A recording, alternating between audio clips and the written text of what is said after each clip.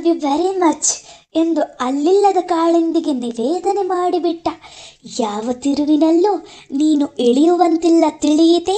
ನನಗೆ ನೀನು ಬೇಕು, ಮಡದಿಯಾಗಿ ಬೇಕು, ನನ್ನ ಮಕ್ಕಳ ತಾಯಿಯಾಗಿ ನೀನು ಬೇಕು ಎಂದು ಒತ್ತಿ ಒತ್ತಿ ಹೇಳಿಕೊಳ್ಳುತ್ತಾ ಕಾರು ನಡೆಸುತ್ತಿದ್ದ.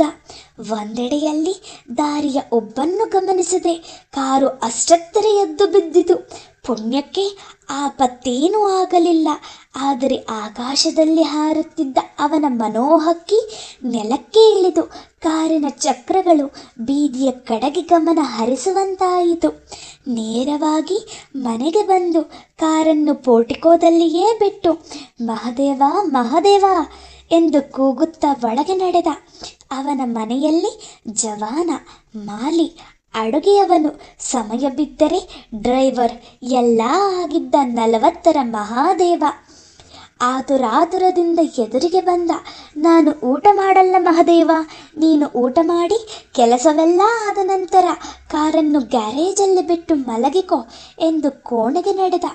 ನೇರವಾಗಿ ಅಲಮಾರಿನ ಬಳಿಗೆ ನಡೆದು ಡ್ರಿಂಕ್ಸ್ ಬಾಟಲ್ ತೆಗೆದು 2 ಪೆಗ್ ಕುಡಿದು ಬಟ್ಟೆ ಬದಲಿಸಿ ನೈಟ್ ಗೌನ್ ತೊಟ್ಟು ಹಾಸಿಗೆಯಲ್ಲಿ ಮೈಜಾಚಿದ.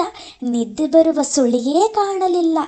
ಎದ್ದು ಸಿಗರೇಟ್ ಹಚ್ಚಿಕೊಂಡು ಮತ್ತೆ ಹಾಸಿಗೆಯಲ್ಲಿ ಓರೆಯಾದ. ಮತ್ತೆ ಮತ್ತೆ ಕಾಳಿಂದಿಯ ನೆನಪು, ಅವಳ ಮಾತುಗಳ ಮಥನ. ಅವಳನ್ನು ನಾನು ಹೀಗೆ ಬಯಸುತ್ತಿರುವುದು ಸಾಧುವೇ? ಅವಳು ತನಗೆ ದಕ್ಕುತ್ತಾಳೆಯೇ? ತಾನು ಪರಧರ್ಮದವನು, ಪರದೇಶದವನು. ಭಾರತೀಯರು ಜನ್ಮತಃ ಸಂಪ್ರದಾಯವಾದಿಗಳು. ಅದರಲ್ಲೂ ಮೇಲ್ಜಾತಿ ಎಂದುಕೊಳ್ಳುವ ಬ್ರಾಹ್ಮಣ ಕನ್ಯೆಯಂತೆ ತೋರುತ್ತಾಳೆ ಕಾಳಿಂದಿ. ಈ ಪರಧರ್ಮದ ಪಾಶ್ಚಿಮಾತ್ಯನನ್ನು ಒಪ್ಪಿಕೊಳ್ಳುತ್ತಾಳೆಯೇ? ಒಂದು ವೇಳೆ ಅವಳು ಒಪ್ಪಿದರೂ ಅವಳ ಹಿರಿಯರು ಆಗಗೊಡಿಸುತ್ತಾರೆಯೇ? ಹಿರಿಯರನ್ನು ಧಿಕ್ಕರಿಸಿಯಾದರೂ ಅವಳು ತನ್ನ ಬಳಿ ಬರಲು ತನ್ನಲ್ಲಿ ಅಂತಹುದೇನಿದೆ? ತನಗೇಕೆ ಈ ಹುಚ್ಚು? ಅವಳ ಮನಸ್ಸೇ ತನಗೆ ತಿಳಿಯದು. ತನ್ನನ್ನು ಮನೆಯಲ್ಲಿ ಪರಿಚಯಿಸುತ್ತೇನೆ ಎಂದದ್ದು ಸಹ ಒಬ್ಬ ಗೆಳೆಯನೆಂದು ಮಾತ್ರ. ಇಲ್ಲದುದನ್ನೆಲ್ಲ ತಾನೇಕೆ ಕಲ್ಪಿಸಿದೆ? ಶೇಮೋನ್ಯುರಿಚಿ. ಮುಂದೆಯಾದರೂ ಅತಿಯಾಗಿ ಹೋಗಬೇಡ, ನಗೆ ಬಾಟಲಿಗೆ ಈಡಾಗುತ್ತಿ. ಕೈ ಸುಡುತ್ತಿದ್ದ ಸಿಗರೇಟನ್ನು ಬೂದಿ ವಾನಿಗೆ ಒತ್ತಿ ಕೈ ನೋಡಿಕೊಂಡ.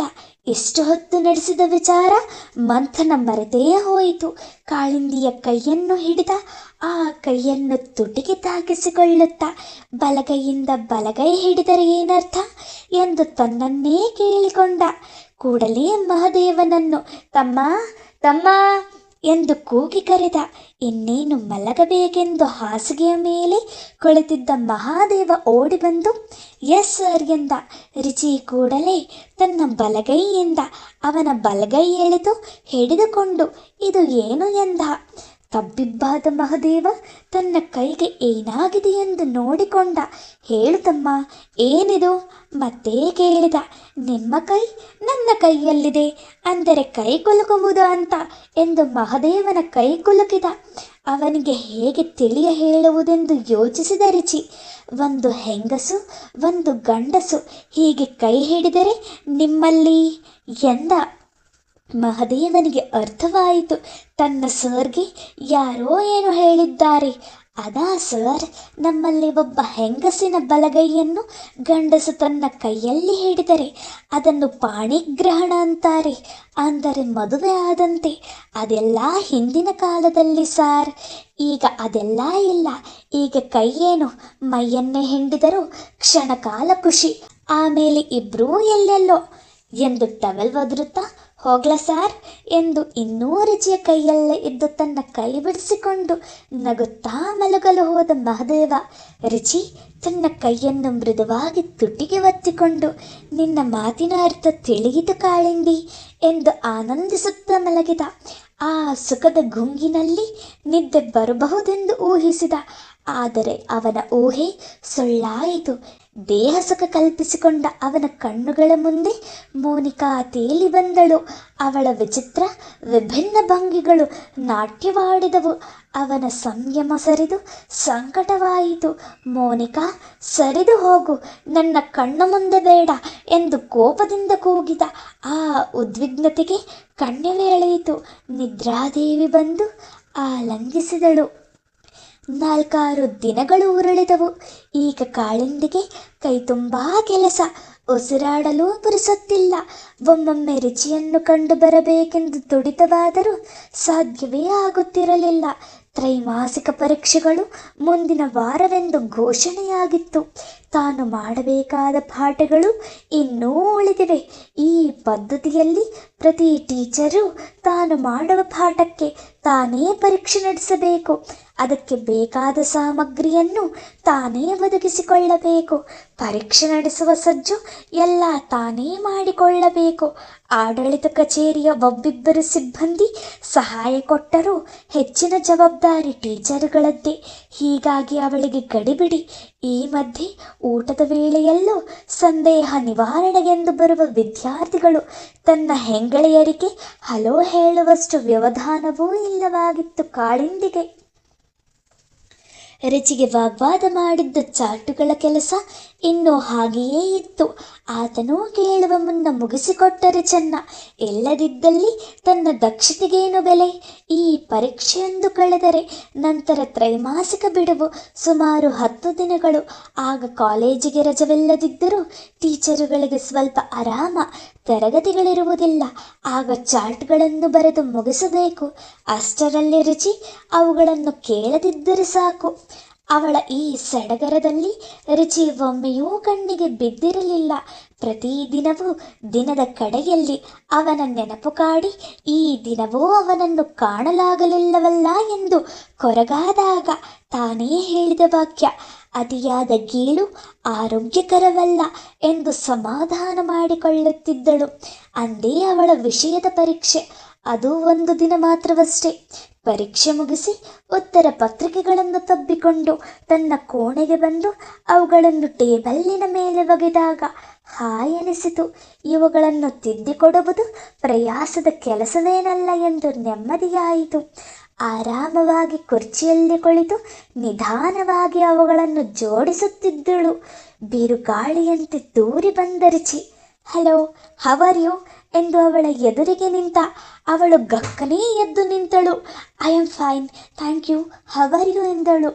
ಅವನು ಒಂದು ಕುರ್ಚಿಯನ್ನು ಎಳೆದು ಕುಳಿತ. ನಂತರ ತಾನೂ ಕುಳಿತಳು. ಅವನು ಉನ್ನತ ಹುದ್ದೆಯವನು. ಏನೂ ಮಾತನಾಡಲೂ ತೋಚದೆ ಸುಮ್ಮನೆ ಉತ್ತರ ಪತ್ರಿಕೆಗಳನ್ನು ಜೋಡಿಸುತ್ತಾ ಕುಳಿತಳು. ಅವನು ಅವಳನ್ನೇ ನೋಡುತ್ತಿದ್ದ. 2 ನಿಮಿಷ ನನ್ನ ಬಳಿ ಮಾತನಾಡುವಷ್ಟು ವ್ಯವಧಾನ ಇದೆ ಅಲ್ಲವೇ ಎಂದ. ಸುಮ್ಮನೆ ತಲೆಯಾಡಿಸಿದಳು. ಇಷ್ಟು ದಿನ ಎಲ್ಲೂ ಕಾಣಿಸಲೇ ಇಲ್ಲವಲ್ಲ ಎಂದು ಕೇಳುವುದಿಲ್ಲವೇ ಎಂದು. ಅವನೇ ಅವಳು ಹಾಗೆ ಕೇಳಬಹುದು ಎಂದು ಕಾದ ನಂತರ ಅವನು ಇರಲಿಲ್ಲ ಎನ್ನುವುದು ಅವಳ ಗಮನಕ್ಕೆ ಬಂದಿರಲಿಲ್ಲ. ಈಗ ಕೇಳಿದಳು. ಹೌದು, ಕಾಣಿಸಲೇ ಇಲ್ಲವಲ್ಲ, ಎಲ್ಲಿ ಹೋಗಿದ್ದೀರಿ? ಮದ್ರಾಸಿಗೆ ಹೋಗಿದ್ದೆ. ಅರ್ಜೆಂಟಾಗಿ ಒಬ್ಬ ಆತ್ಮೀಯರನ್ನು ಕಾಣಬೇಕಿತ್ತು. 4 ದಿನ ಹೊರಟು ಹೋಗಿದ್ದೆ. ಆ ಆತ್ಮೀಯರು ಯಾರು ಎಂದು ಕೇಳುವುದಿಲ್ಲವೇ? ಮತ್ತೆ ಅವನೇ ಕೇಳಿದ. ಕೇಳಿದರೆ ಕೆಟ್ಟ ಕುತೂಹಲ ಇದ್ದಂತಿರುತ್ತದೆ. ಆಕೆ ನಿಮ್ಮ ಪತ್ನಿ ಇರಬಹುದು, ಪ್ರೇಯಸಿ ಇರಬಹುದು, ಗರ್ಲ್ ಫ್ರೆಂಡ್ ಇರಬಹುದು ಅಲ್ಲವೇ? ಅದು ಹೆಂಗಸೇ ಎಂದು ಏಕೆ ಅಂದುಕೊಂಡಿರಿ? ಏನೋ ಹಾಗನ್ನಿಸಿತು. ಸರಿತಾನೆ? ಅವನ ಗೆಲುವಾದ ಮುಖ, ತೃಪ್ತಿಯ ಸುಖದ ಮಾತುಗಳಿಂದ ಅವಳಿಗೆ ಹಾಗನ್ನಿಸಿತ್ತು. ಸರಿ, ಆದರೆ ಬಂದಿದ್ದವಳು ನನ್ನ ತಾಯಿ ಎಂದ ಹೆಮ್ಮೆಯಿಂದ. ನಿಮ್ಮ ತಾಯಿಯೇ? ಆಕೆ ಕುಶಲವೇ? ಅದೇನು ಈಗ ಬಂದದ್ದು? ಮಗನನ್ನು ತುಂಬಾ ಮಿಸ್ ಮಾಡಿಕೊಂಡರೆ ಇಲ್ಲಿಗೆ ಕರೆತಂದಿದ್ದೀರಾ? ಒಂದೇ ಏಟಿಗೆ 4 ಪ್ರಶ್ನೆ. ಅವನು ಒಳಗೊಳಗೇ ನಗುತ್ತಿದ್ದ. ಬಂದಿದ್ದವಳ ಪತ್ನಿ, ಪ್ರೇಯಸಿ ಎಂದಿದ್ದರೆ ಹೀಗೆ ಪ್ರಶ್ನೆ ಕೇಳುತ್ತಿದ್ದಳೇ ಎಂದುಕೊಂಡ. ಒಟ್ಟೊಟ್ಟಿಗೆ ಅಷ್ಟು ಪ್ರಶ್ನೆ ಕೇಳಿದರೆ ಗೊಂದಲ ಆಗಿಬಿಡುತ್ತೆ. ಒಂದೊಂದಾಗಿ ಉತ್ತರಿಸ್ತೀನಿ. ನಮ್ಮ ತಾಯಿ ಚೆನ್ನಾಗಿದ್ದಾರೆ, ಮಗನನ್ನು ಮಿಸ್ ಮಾಡಿಕೊಂಡು ಬಂದಿಲ್ಲ. ನಮ್ಮ ತಾಯಿ ಒಬ್ಬ ರೈತ ಮಹಿಳೆ. ಹಲವಾರು ಅಂತಹ ಮಹಿಳೆಯರು ಸೇರಿ ಒಂದು ಸಂಘ ಮಾಡಿಕೊಂಡಿದ್ದಾರೆ. ಪೂರ್ವದ ದೇಶಗಳ ಮಲೇಷಿಯಾ, ಇಂಡೋನೇಷಿಯಾ, ಫಿಲಿಪೀನ್ಸ್ ಮುಂತಾದ ದೇಶಗಳ ರೈತ ಮಹಿಳೆಯರ ಜೀವನ ವಿಧಾನ, ಆರ್ಥಿಕ ಅನುಕೂಲ ಅಧ್ಯಯನ ಮಾಡಲಿಕ್ಕೆ ನಿಯೋಗ ಬಂದಿದ್ದಾರಂತೆ. ನಿಯೋಗದಲ್ಲಿ ಇವರೂ ಒಬ್ಬರು. ಇನ್ನು ನಿಮ್ಮ ಕಡೆಯ ಪ್ರಶ್ನೆ, ಅವರು ಇಲ್ಲಿಗೆ ಬಂದಿಲ್ಲ, ಕರೆತರಬೇಕಿತ್ತು. ನಮ್ಮ ಭಾರತದಲ್ಲಿ ನೋಡಲು ಸಾಕಷ್ಟಿದೆ. ನೀವು ಅವರೊಂದಿಗೆ ಸುತ್ತಾಡಲು ಹೋಗಬಹುದಿತ್ತು. ಆಕೆ ಈಗಾಗಲೇ ಭಾರತಕ್ಕೆ 2 ಸಲ ಬಂದಿದ್ದಾರೆ, ಬೇಕಾದಷ್ಟು ನೋಡಿದ್ದಾರೆ. ನಾನಿಲ್ಲಿಗೆ ಬರಲು ಅವರ ಭಾರತ ಪ್ರೇಮವೇ ಕಾರಣ. ನಾನು ಸುತ್ತಾಡಲು ಅಮ್ಮನ ಜೊತೆಯೇ ಆಗಬೇಕೆಂದೇನೂ ಇಲ್ಲವಲ್ಲ. ಇನ್ನೂ 1 ವರ್ಷ ಇರುತ್ತೇನೆ, ಬೇರೆಯೊಬ್ಬರ ಜೊತೆ ತಿರುಗಾಡಿ ನೋಡ್ತೇನೆ. ಅವರನ್ನು ನೋಡುವ ಚಾನ್ಸ್ ನನಗೆ ತಪ್ಪಿ ಹೋಯಿತು ಎಂದಳು. ಮತ್ತೊಮ್ಮೆ ಬರಬಹುದು, ಆಗ ನೋಡುವರಂತೆ. ಅಥವಾ ನೀವೇ ಅಲ್ಲಿ ಹೋಗುವ ಸಂದರ್ಭ ಬರಬಹುದಲ್ಲ, ಭವಿಷ್ಯ ಗರ್ಭದಲ್ಲಿ ಏನಿದೆಯೋ ಅಲ್ಲವೇ ಎಂದು ಒಂದು ಗಳಿಗೆ ಅಂತರ್ಮುಖನಾದ. ಮತ್ತೆ ಹೇಳಿದ, ಈಗ ನಿಮ್ಮ ಸಮಯ ಇನ್ನೂ ವೇಸ್ಟ್ ಮಾಡುವುದಿಲ್ಲ, ಬರ್ತೇನೆ. ಹೋಗುವ ಮುನ್ನ ಇದನ್ನು ತೆಗೆದುಕೊಳ್ಳಿ, ಮದ್ರಾಸಿನಿಂದ ನಿಮಗೆಂದು ತಂದ ಒಂದು ಗಿಫ್ಟ್ ಎಂದು ಪ್ಯಾಕೆಟನ್ನು ಅವಳ ಟೇಬಲ್ನ ಮೇಲಿಟ್ಟು ಅವಳ ಪ್ರತಿಕ್ರಿಯೆಗೂ ಕಾಯದೆ ಹೊರಟು ಹೋದ. ಅವಳು ಬೇಕು ಬೇಡ ಹೇಳುವ ಮುನ್ನವೇ ಅವನು ಹೊರಟು ಹೋದುದರಿಂದ ಸ್ವೀಕರಿಸದೆ ಗತ್ಯಂತರವಿರಲಿಲ್ಲ. ತೆಗೆದು ನೋಡಿದಳು. ಒಂದು ವ್ಯಾನಿಟಿ ಬ್ಯಾಗ್, ಬಹಳ ಚೆನ್ನಾಗಿತ್ತು. ಎತ್ತಿ ಅದನ್ನು ಮೃದುವಾಗಿ ಸವರಿದಳು. ಯಾರಾದರೂ ನೋಡುವ ಮುನ್ನ ಅದು ಬಳಸಿದ ವಸ್ತುವಿದ್ದಂತಿರಲಿ ಎಂದು ಕುರ್ಚಿಯ ಬೆನ್ನಿಗೆ ನೇತು ಹಾಕಿದಳು. ಬಿಡುವಾಗಿ ನಿಧಾನವಾಗಿ ರಿಚಿಗೆ ಬೇಕಾದ ಚಾಲ್ಟುಗಳನ್ನೆಲ್ಲ ಸಿದ್ಧ ಮಾಡಿದಳು. 5-6 ದಿನಗಳ ಪೂರ ಕೆಲಸ ಹಿಡಿಯಿತು. ಅವುಗಳನ್ನು ಅವನಿಗೆ ಕೊಡಲು, ಹಾಗೆ ಕೈಚೀಲಕ್ಕಾಗಿ ವಂದನೆ ತಿಳಿಸಲು ಅವನ ಕೊಠಡಿಗೆ ಹೋದಳು. ಆರಾಮವಾಗಿ ಸಿಗರೇಟು ಸೇದುತ್ತಾ ಕಾಲುಗಳನ್ನು ಪಕ್ಕದ ಕುರ್ಚಿಯ ಮೇಲಕ್ಕೆ ಚಾಚಿ ತಾನು ಹೊರಗೆ ಉಗುಳಿದ ಹೊಗೆಯ ಉಂಗುರಗಳನ್ನು ನೋಡುತ್ತಾ ತನ್ನದೇ ತಲ್ಲೀನತೆಯಲ್ಲಿ ಕುಳಿತಿದ್ದ ರಿಚಿ ಅವನನ್ನು ಆ ಭಂಗಿಯಲ್ಲಿ ಕಂಡ ಕಾಳಿಂದಿ ಬಾಗಿಲಲ್ಲೇ ತಡಬಡಾಯಿಸಿ ನಿಂತಳು. ಬನ್ನಿ ಕಾಳಿಂದಿ ಎಂದು ಕಾಲು ಇಳಿಸಿದನಾದರೂ ಹೊಗೆ ಉಗುಳುವುದನ್ನು ಅಲ್ಲ, ನಿಂತಲ್ಲೇ ನಿಂತಳು ಅವಳು. ನೀವು ಅದನ್ನೆಲ್ಲ ಮುಗಿಸಿ ನಂತರ ಬರ್ತೀನಿ ಎಂದು ಬಂದಂತೆಯೇ ಹಿಂತಿರುಗಿದಳು. ಅವನು ತಬ್ಬಿಬ್ಬಾದ. ಏನು ಮುಗಿಸಬೇಕೆಂದೇ ಅವನಿಗೆ ಹೊಳೆಯಲಿಲ್ಲ. 10-15 ನಿಮಿಷಗಳ ನಂತರ ಮತ್ತೆ ಬಂದಳು. ಯಾಕೆ ಹಾಗೆ ನೀವು ಓಡಿಬಿಟ್ಟಿರಿ ಕೇಳಿದ ರಿಚಿ. ನೀವು ಸ್ಮೋಕ್ ಮಾಡ್ತಿದ್ದೀರಿ, ಒಳ್ಳೆ ಎಂಜಿನ್ನಿನ ಹಾಗೆ ಬುಸ್ ಬುಸ್ ಅಂತ ನೀವು ಹೊಗೆ ಬಿಡ್ತಾ ಇದ್ರೆ ನಾನು ನಿಮ್ಮ ಮುಂದೆ ಆ ಹೊಗೆ ಕುಡಿತ ಕುತ್ಕೊಳ್ಳೋದು ಸರಿಯಲ್ಲ ಅಂತ ಹೊರಟು ಹೋದೆ. ಬೇಡ ಅಂದಿದ್ರೆ ಬಿಸಾಡಿ ಬಿಡ್ತಿದ್ದೆ. ಎಲ್ಲಾದರೂ ಉಂಟೆ, ನೀವು ಅಪ್ಯಾಯಮಾನವಾಗಿ ಆಸ್ವಾದಿಸುತ್ತಾ ಪ್ರಪಂಚವನ್ನೇ ಮರೆತು ಕೂತಿದ್ದಾಗ ನಾನು ಹಾಗೆ ಹೇಳುವುದು ಸರಿಯೇ? ಅದಕ್ಕೆ ಮುಗಿಸಿ ಎಂದೆ, ನೀವು ಮುಗಿಸಿದ ಮೇಲೆ ಬಂದೆ. ಹಾಗಾದರೆ ಯಾರು ಸ್ಮೋಕ್ ಮಾಡುವವರ ಎದುರಿಗೆ ಕೂರೋದೇ ಇಲ್ವೇ? ಕೂತಿರ್ತಾರೆ, ಇಷ್ಟವಿರೋರು, ಇಷ್ಟವಿಲ್ಲದೆ ಇರೋರು ಸಹ ಕೂತಿರ್ತಾರೆ. ಹೇಳಲಾರದೆ ಸಂಕೋಚದಿಂದ ಸಹಿಸ್ತಾ ಇರ್ತಾರೆ. ನಮ್ಮಲ್ಲಿ ಎಷ್ಟೋ ಗಂಡಸರಿಗೂ ಅದು ಇಷ್ಟವಾಗಲ್ಲ. ಆದರೆ ಏನು ಮಾಡ್ತಾರೆ ಪಾಪ, ಅವರಿಗಿಂತ ಹೆಚ್ಚಿನ ದರ್ಜೆ ಅಧಿಕಾರಿಗಳ ಎದುರಿಗೆ ಅಭ್ಯಂತರ ಹೇಳಲಾರರಲ್ಲ. ರಿಯಲಿ ಏನೋ ಮನವರಿಕೆಯಾದಂತೆ ಅಚ್ಚರಿಪಟ್ಟ. ನನಗೆ ಆ ವಾಸನೆ ಆಗೋದಿಲ್ಲ, ಧೈರ್ಯ ಮಾಡಿ ನಿಮಗೆ ಹೇಳಿಬಿಟ್ಟೆ. ನನಗೆ ಏನಾದರೂ ಅಧಿಕಾರ ಕೊಟ್ಟರೆ ಆಫೀಸ್ ರೂಮ್ನಲ್ಲಿ ಮಾತ್ರ ಏನು, ಕಾಲೇಜ್ ಆವರಣದಲ್ಲೇ ಸ್ಮೋಕ್ ಮಾಡಬಾರದು ಅಂತ ಸ್ಟ್ರಿಕ್ಟ್ ಆದೇಶ ಹೊರಡಿಸಿಬಿಡ್ತೀನಿ. ಇನ್ನು ಅದರ ವ್ಯಾಖ್ಯಾನ ಸಾಕೇನೋ ಅಲ್ವಾ? ಈಗ ನೋಡಿ, ಈ ಚಾರ್ಟುಗಳು ರೆಡಿ. ನಿಮಗೆ ಒಪ್ಪಿಗೆಯಾಗುವಂತಿದೆಯಾ ನೋಡಿ, ಬೇಕಂದರೆ ತಿದ್ದುಪಡಿ ಮಾಡಿಕೊಡ್ತೀನಿ. ಈ ವಾರ ಬಿಡುವಿದೆ. ಚಾರ್ಟುಗಳನ್ನು ಬಿಚ್ಚಿ ಹರಡಿ ನೋಡಿದ. ಅವುಗಳ ಬಗೆಗೆ ಅವನಿಗೆ ನೆನಪೇ ಇರಲಿಲ್ಲ. ಅವೇನೂ ಅಷ್ಟು ತುರ್ತಾಗಿ ಬೇಕಾದವುಗಳಾಗಿರಲಿಲ್ಲ. ತಾನೇ ಬೇಕಿದ್ದರೂ ನಿಧಾನವಾಗಿ ಬರೆದುಕೊಳ್ಳಬಹುದಿತ್ತು. ಅವನಿಗೆ ಅದು ಅಂತಹ ಅಸಾಧ್ಯವಾದದ್ದೇನೂ ಆಗಿರಲಿಲ್ಲ. ಹಾಗೆಂದು ಹೇಳಲುಂಟೆ? ಅಂದು ಅದನ್ನು ಬರೆಯಲು ಹೇಳಿದಾಗ ಅವಳನ್ನು ಹತ್ತಿರವಾಗಿ ಮಾತನಾಡಿಸಲೆಂದೇ ಅವಳ ಸಹಾಯ ಬೇಡಿದ್ದ.